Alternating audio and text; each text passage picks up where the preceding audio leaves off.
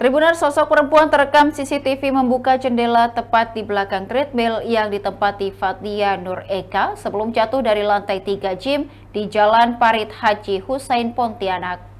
Wanita berbaju hitam itu pun rencananya akan dipanggil untuk diperiksa. Dalam tayangan CCTV, wanita berambut panjang tersebut terlihat datang lebih dulu. Ia kemudian berjalan ke arah jendela dekat treadmill dan membuka jendela. Saat itu belum ada pengunjung lain yang menggunakan area treadmill tersebut.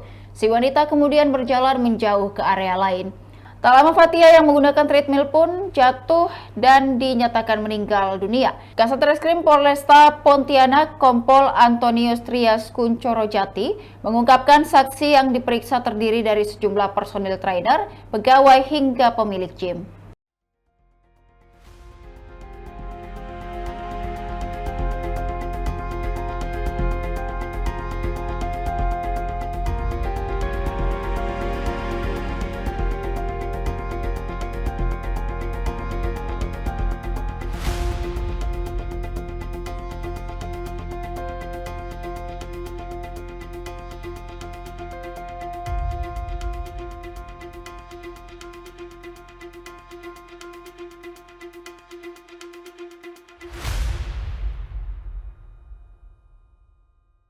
Demikian Tribun Timur Hot News kali ini, saksikan juga berita lainnya hanya di kanal YouTube dan Facebook Tribun Timur.